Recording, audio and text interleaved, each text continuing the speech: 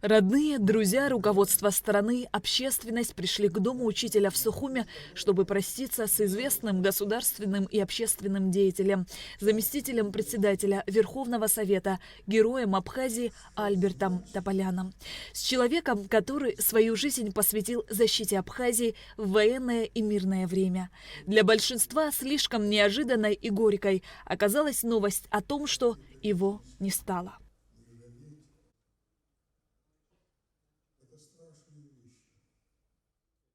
Альберт Тополян был одним из тех, в ком сочетались незаурядный ум, смелость, честь и совесть, необычайно чуткий и в то же время принципиальный, требовательный, жесткий, бескомпромиссный.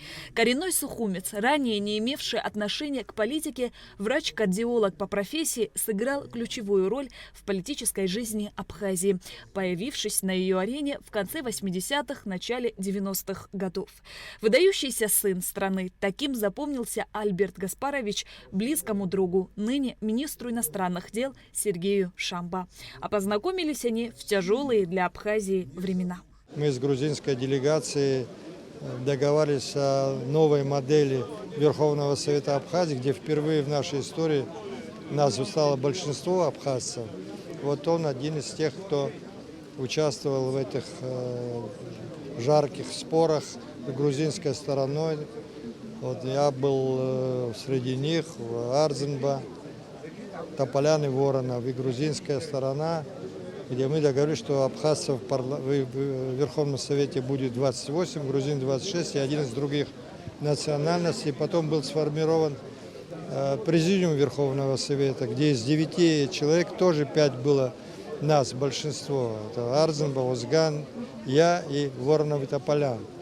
Вот эти были такие большие победы. Кстати говоря, формирование такого состава парламента позволило нам большинством голосов принимать многие решения, которые стали основой нашего сегодняшнего государства. Сегодня мы прощаемся с человеком-символом. Альберт Тополян являлся депутатом парламента первого созыва, на долю которого пришелся самый драматический период нашей новейшей истории. Вместе с лидером нации Владиславом Арзеном золотой состав парламента заложил основу будущего независимого государства. Все фундаментальные решения были приняты именно в начале 90-х. Альберт Гаспарович Тополян был верным сыном Родины. До последней минуты жил проблемами и чаяниями любимой Апсны. Говорить об Альберте Тополяне в прошедшем времени присутствующим сложно. В этот день даже погода скорбит. Под проливным дождем люди все равно идут проститься с истинным патриотом Абхазии. Это кадры 1993 года. Здесь бойцы армянского батальона принимают присягу на верность родине. И с ними вместе заместитель Верховного Совета Абхазии Альберт Гаспарович. Тополян Альберт Гаспарович, гражданин Республики Абхазия, вступая в ряды ее вооруженных сил, принимаю присягу и торжественно клянусь быть дисциплинированным, храбрым, честно и добросовестно служить своей родине Апсны, беспрекословно выполнять все приказы командиров-начальников, строго хранить военную государственную тайну, всемерно беречь военное и народное имущество, до последней капли крови, не щадя своей жизни, защищать свое отечество. Массовая консолидация населяющих Абхазию армян произошла не сразу.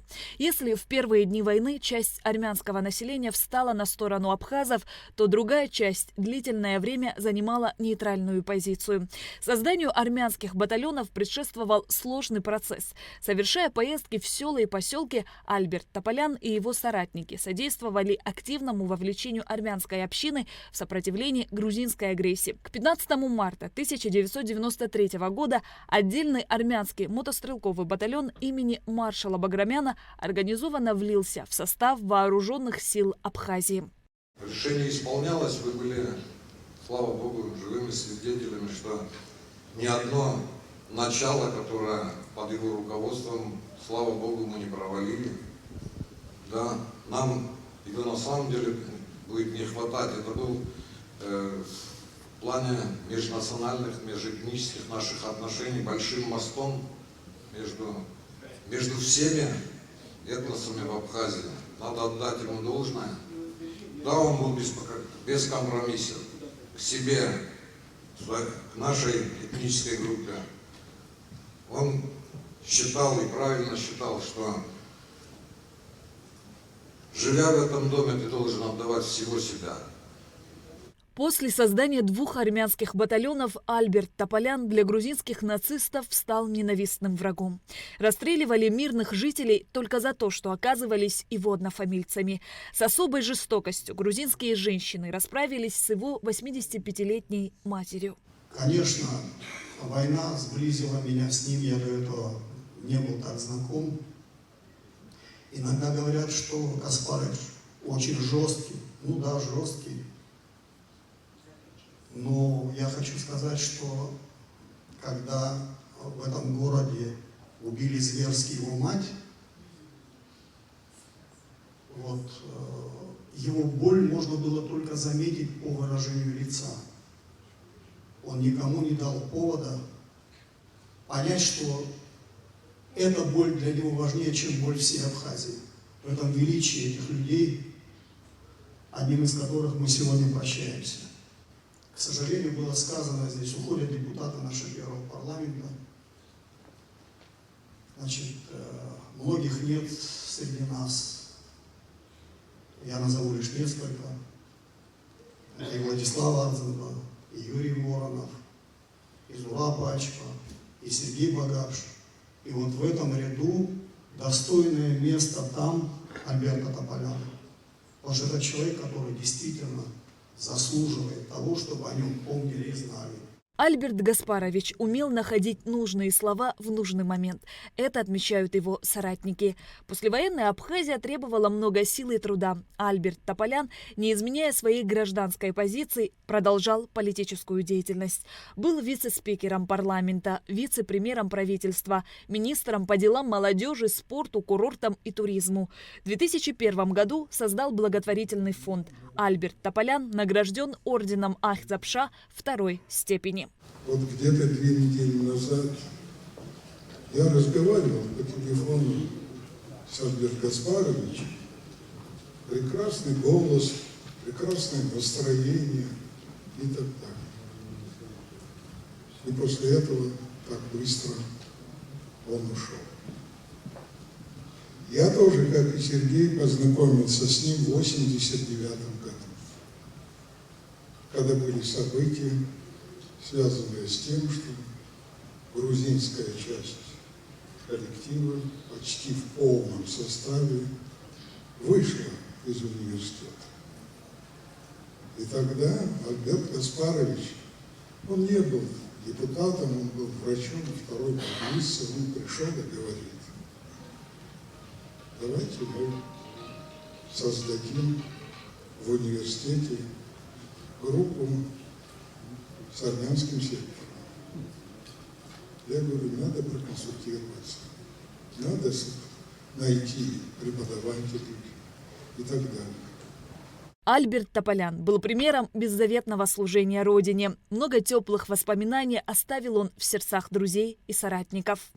Я как старший зять от лица его дочерей, детей и внуков, которые сегодня здесь, хочу искренне всех поблагодарить. Вот свидетелем за эти 2-3 дня того, что я видел, как люди, которые, начиная с его соратников, ну это понятно, они вместе целую жизнь прожили, которые подходили к его гробу, и я видел искреннюю боль, просто сквозящую через всю боль, хотели своего близкого соратника, своего близкого друга. Более скажу, более также люди молодого поколения, среднего молодого поколения, то же самое подходили, ко мне подходили с искренними словами, что они потеряли ближайшего человека, который, как вы правильно сказали, создал один из создателей основы нашего государства, нашей дружбы между абхазами и армянами. К интеллигентному, умудренному жизненным опытом человеку нередко обращались за советом. До конца своих дней он был верным сыном Родины и преданным товарищем. И таким его запомнит народ Абхазии. Шазина Ханагуа, Рамо Камке, Абхазское телевидение.